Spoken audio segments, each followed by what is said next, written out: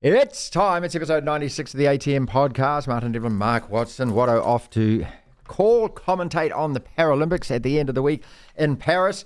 We're talking the All Blacks versus Argentina with South Africa to come. The Warriors season is officially over, but celebration this weekend as Mount Smart Stadium gets renamed Shaun Johnson Stadium.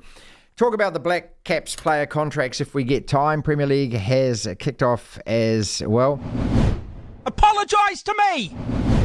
Let's do the All Blacks to start with, though, Mark. Is that good enough to go and beat South Africa, what you saw against Argentina? No, it's not, because I still don't know where we are, Martin. I mean, two subpar performances against England, game against Fiji, which I don't think you can read too much into, a loss to Argentina. You just don't lose to Argentina at home. I don't care who you are, how much progress they've made. They're not us. They don't have the talent pool. They don't have the coaching resource.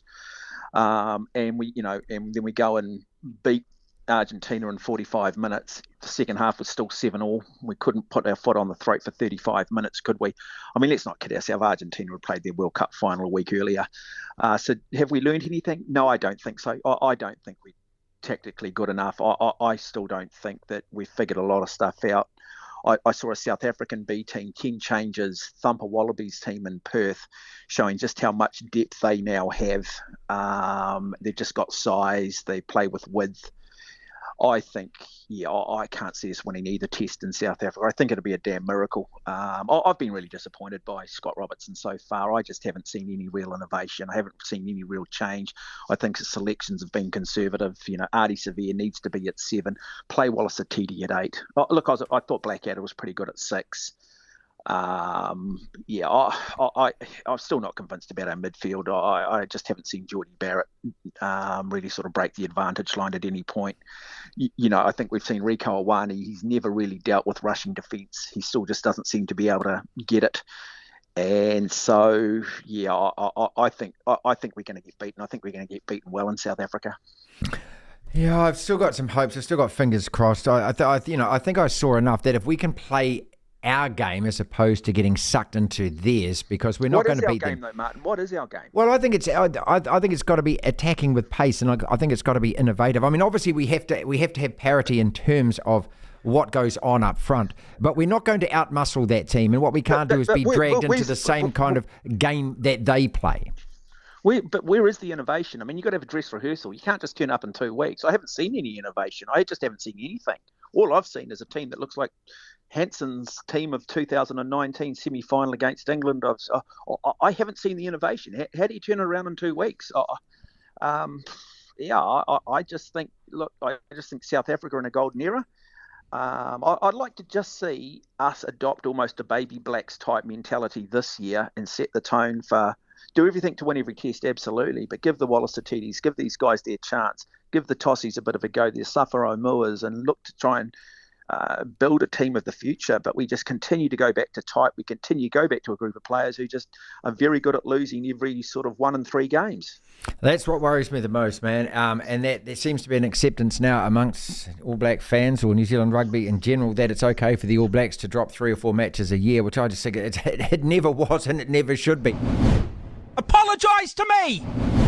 The Warriors, in terms of acceptance of mediocrity, well, again, I don't want to be the Grinch, but, somebody has to point out that amongst all the celebrations with Shaun Johnson in his last game and things, this season has been an absolute disaster, Mark, and there's no other way of looking at it. We've gone backwards at a huge rate of knots, and Andrew Webster now sits there at the start of next season, ground zero again. You can't keep talking about what happened in 2023 because that's 2 years ago. You can look back at the previous 12 months and go, what the hell happened? We only won 8 games so far. Maybe we might win 9, but we be scratching to get to double figures.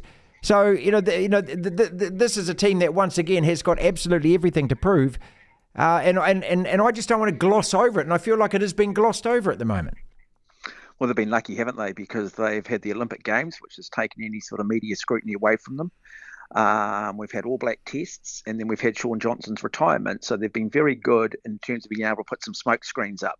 I'm going to say I think this is probably the most disappointing season in the Warriors' history. And people go, well, hang on a minute, there's been worse teams. Yeah, but that's exactly my point. I mean, you look at what we did last year. Look at the expectation on this team. Look at the nucleus of players. and yet we're going to finish the season maybe with 8 wins.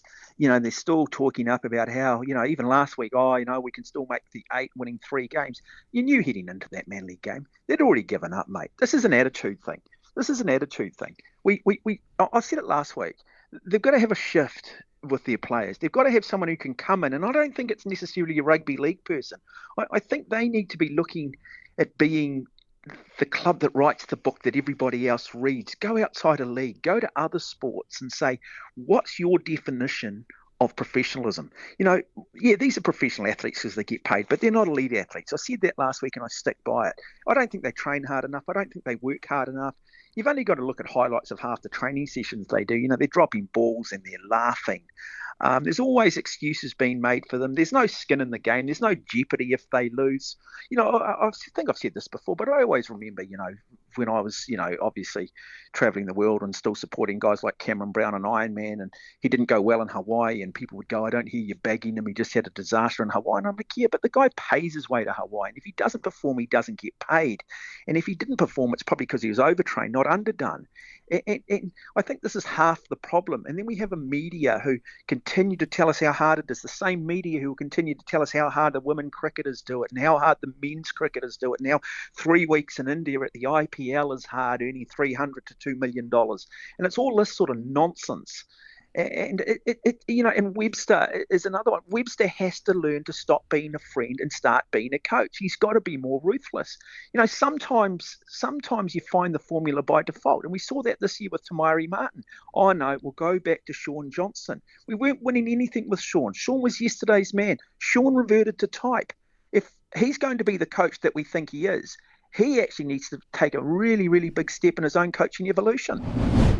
Apologise to me! Topic number 3.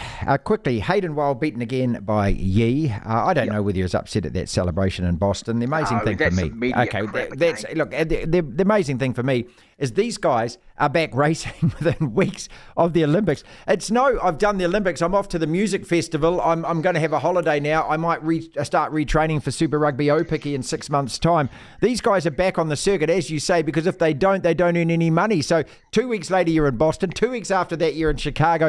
All of a sudden, Paris is in the rearview mirror, mate. Yeah, no players' association around them. No one convincing them that they're tired. No one telling them that how hard it all is. They do it because they love it.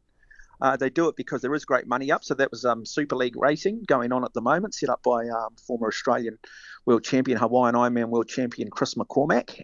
Really, really cool series. Look, at the end of the day, can he beat Alex Yee? Alex Yee's just, at the moment, just a freak.